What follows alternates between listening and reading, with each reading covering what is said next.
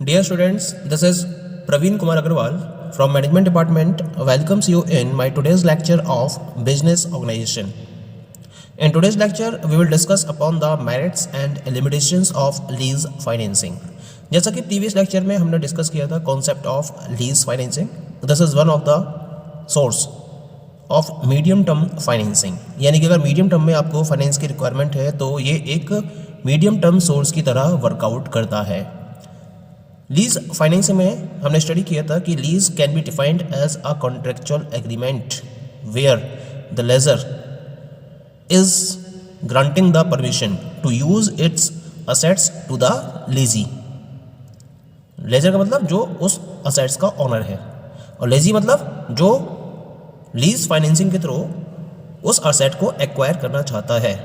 तो एक contractual agreement होता है दोनों के बीच में, और उस कॉन्ट्रेक्चुअल एग्रीमेंट के बेसिस पर जो असेट का ऑनर है यानी कि लेजर, वो परमिशन ग्रांट करता है लेजी को कि वो उसकी असेट्स को एक पर्टिकुलर पीरियड ऑफ टाइम तक यूज़ कर सकता है.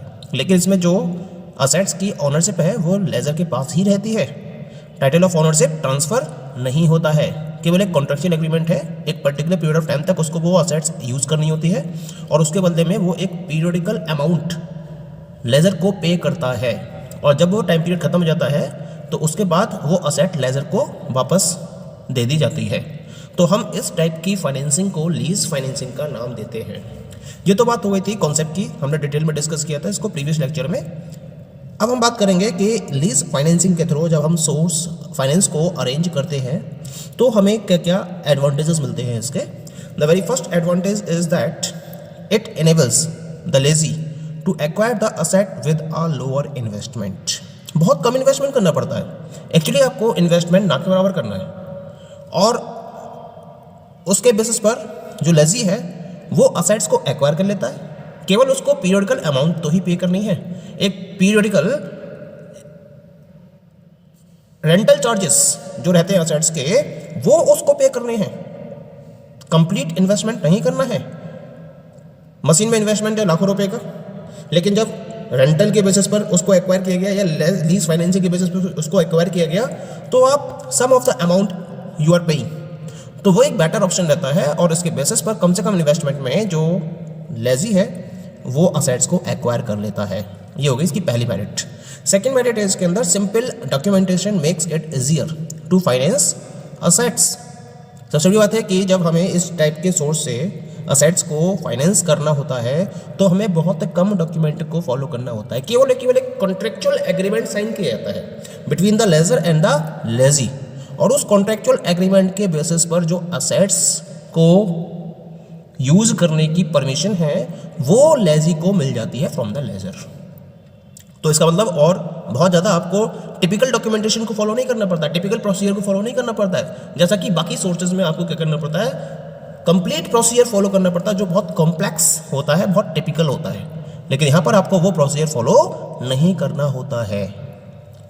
Third merit is lease rental paid by the lessee are deductible for computing taxable profits. यानी कि जब फर्म कंप्लीट रेवेन्यू को जनरेट करती है तो जो लीज रेंटल पे कर रही है उसको डिडक्ट किया जाता है टैक्सेबल प्रॉफिट के फॉर्म में. उसको टैक्सेबल प्रॉफिट्स में से डिडक्ट कर दिया जाता है. यानी कि जो टोटल रेवेन्यू अर्न किया उसमें से लीज रेंटल को माइनस करके टैक्सेबल प्रॉफिट को कंप्यूट किया जाता है. यानी कि लीज रेंटल पर आपको कोई भी टैक्स पे नहीं करना होता है. सबसे बड़ी बात तो ये भी रहती है, यू हैव नॉट टू पे any of the tax on the lease rental. तो जब आप टैक्सेबल प्रॉफिट को काउंट करते हो तो इस लीज रेंटल की अमाउंट को टोटल रेवेन्यू में से डिडक्ट करके चलते हो. ये भी एक इसका बेनिफिट रहता है. फोर्थ बेनिफिट क्या है इसका, it provides finance without diluting the ownership और कंट्रोल ऑफ बिजनेस. सबसे बड़ी बात है कि जब आप इस टाइप के फाइनेंस का यूज करके असेट्स को एक्वायर करते हो तो आपको ऑनरशिप को डाइल्यूट नहीं करना होता है, बिजनेस का कंट्रोल भी आपको लूज नहीं करना होता है. क्योंकि जो लेजर है वो कंपनी का के ऑनरशिप में कोई भी हिस्सेदारी नहीं रखता है. उसे केवल क्या होता है, उसकी असेट्स को जो यूज़ कर रहा है लेजी या कंपनी जो यूज़ कर रही है उसकी असेट्स को, उसके बदले में उसको वो पीरियडिकल अमाउंट पे करती रहती है. लेकिन किसी भी कीमत पर या किसी भी पर्टिकुलर पॉइंट पर जो लेजर है वो कंपनी के ओनरशिप की कैटेगरी में नहीं आता है। इस तरीके से कंपनी को अपने बिजनेस के कंट्रोल को लूज नहीं करना पड़ता है, और बिना कंपनी के कंट्रोल को लूज किए हुए या ओनरशिप को डाइल्यूट किए हुए कंपनी इस टाइप के फाइनेंस को अरेंज कर सकती है। ये भी इसका एक बहुत बड़ा बेनिफिट रहता है कंपनी के पॉइंट ऑफ व्यू से। Next benefit is the lease agreement does not affect the debt raising capacity of an enterprise. इसके साथ साथ जो लीज एग्रीमेंट है वो फर्म की एंटरप्राइज की डेट रेजिंग कैपेसिटी पर किसी भी तरीके का कोई भी अफेक्ट नहीं डालता है। जैसे कंपनी अगर लोन लेती है तो लोन लेने की उसकी एक पर्टिकुलर कैपेसिटी है, उस लोन जो उसकी पर्टिकुलर कैपेसिटी है जहाँ तक वो लोन ले सकती है उसके आगे वो फर्दर लोन को अप्लाई नहीं कर सकती। लेकिन अगर वो लीज फाइनेंसिंग के थ्रू असेट्स को अरेंज कर रही है, एक्वायर कर रही है, तो इसकी कोई भी लेवल लिमिट नहीं होती है, क्योंकि ये किसी भी तरीके के चार्ज को क्रिएट नहीं करती है असेट्स पर, और चार्ज क्रिएट नहीं करती है। इसी वजह से जो एंटरप्राइज की डेट रेजिंग कैपेसिटी है उस पर कोई भी फर्क नहीं पड़ता है। इसके साथ साथ फर्म और भी सोर्सेज का यूज करके फाइनेंस को अरेंज करने की पोजीशन में रहती है। And the last benefit is that the risk of obsolescence is borne by the lessor itself. मतलब अगर असेट्स ऑब्सोलेशन हो जाती है, पुरानी हो जाती है एंड आउट ऑफ फैशन हो जाती है, यानी कि उसका कोई भी यूज नहीं रह जाता है, तो उसका रिस्क किसका है? अब उसका रिस्क एंटरप्राइज का नहीं है, बल्कि उस असेट के ऑनर यानी कि जिसको हम लेजर का नाम दे रहे हैं उसका ये रिस्क रहता है। इसका मतलब क्या होगा? ये जो सोर्स ऑफ फाइनेंसिंग है this allows greater flexibility to the lessee to replace the assets. तो असेट्स को अगर रिप्लेस करना हो तो लेजी के लिए एक फ्लेक्सिबिलिटी अवेलेबल रहती है इस केस में, और इसके बेसिस पर वो असेट को प्रॉपर वे में रिप्लेस कर सकता है, वो भी बिना किसी एक्स्ट्रा कॉस्ट के, क्योंकि जो रिस्क है ऑब्सोलेशन का वो उसे बियर नहीं करना पड़ रहा है, बल्कि वो लेजर यानी कि असेट के ऑनर को बियर करना पड़ रहा है। Okay, so these all are the different advantages of lease financing.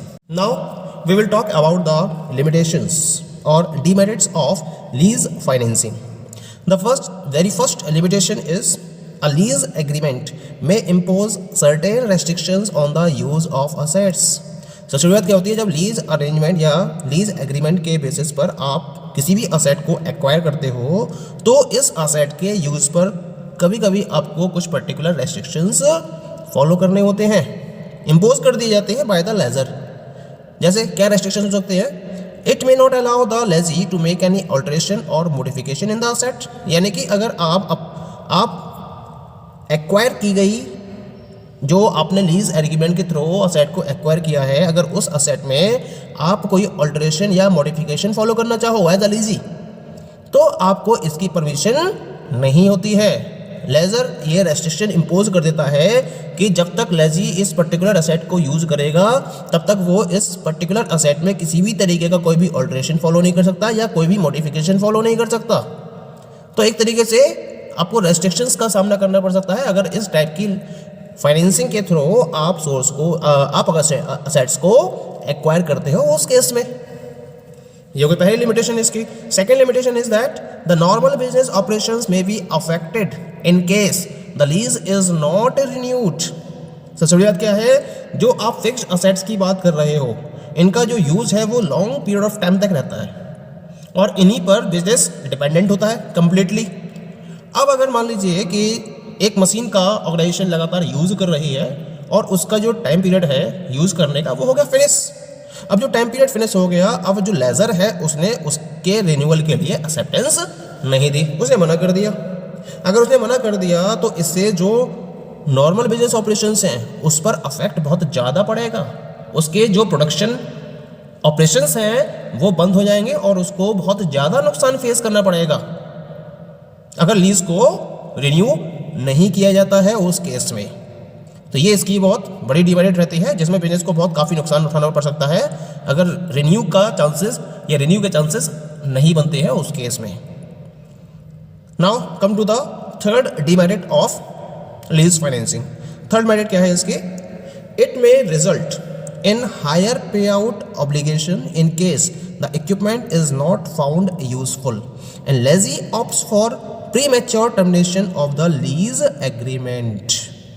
आपने लीज फाइनेंसिंग के थ्रू एक पर्टिकुलर असेट को एक्वायर कर लिया, लेकिन एक्वायर करने के बाद आपको ये पता चला कि जो इक्विपमेंट आपने, जो असेट्स आपने एक्वायर की है वो आपके लिए यूजफुल नहीं है। अब अगर यूजफुल नहीं है तो इसका रिजल्ट होगा हायर पे आउट ऑब्लिगेशंस। आपको हाई अमाउंट पे करनी होती है। क्यों पे करनी होती है? क्योंकि आप क्या करोगे, लीज एग्रीमेंट को प्री मैच्योर बेसिस पर टर्मिनेट करोगे, यानी कि उसके मैच्योर होने से पहले ही आप लीज एग्रीमेंट को टर्मिनेट करोगे। तो टर्मिनेशन आपकी यानी कि लेजी की तरफ से फॉलो किया जा रहा है, और अगर लेजी टर्मिनेशन करेगा लीज एग्रीमेंट का तो उस केस में उसको हायर अमाउंट पे करनी होती है। तो ये देखना बहुत ज़रूरी है। पहले ये एनालाइज कर लेना जरूरी है किसी भी एंटरप्राइज के द्वारा, किसी भी फर्म के द्वारा या किसी भी कंपनी के द्वारा कि जिस पर्टिकुलर असेट को वो एक्वायर करने जा रहे हैं लीज फाइनेंसिंग के बेसिस पर, क्या वो बिजनेस के लिए प्रॉपर यूजफुल है या नहीं है तब तो लीज फाइनेंसिंग के कॉन्ट्रैक्ट को या कॉन्ट्रेक्चुअल एग्रीमेंट को प्रॉपर्ली फॉलो करना सही है। लेकिन अगर नहीं है तो बहुत ज़्यादा केयरफुल्ली एग्रीमेंट को आगे बढ़ाना होगा, नहीं तो it will result in the higher pay out obligations to the lessee. ठीक है। And the last demerit is that the lessee never becomes the owner of the assets, it deprives him for the residual value of the assets. Lessee कभी भी asset का owner नहीं बनता। उसने क्या करा है, केवल लीज फाइनेंसिंग के बेसिस पर उस पर्टिकुलर असेट को एक्वायर किया है। वो कभी भी उस असेट का ओनर नहीं बन सकता और वो उस असेट की रेजिडुअल वैल्यू का कभी भी बेनिफिट नहीं उठा सकता, क्योंकि वो उस असेट का ओनर है ही नहीं। एक पर्टिकुलर टाइम पीरियड के बाद जब उस असेट को यूज करने का टाइम फिनिश हो जाएगा तो उसको वो असेट क्या करनी होगी, लेजर को वापस करनी होगी, रिटर्न करनी होगी। Okay, so these all are the different limitations of lease financing. Thank you.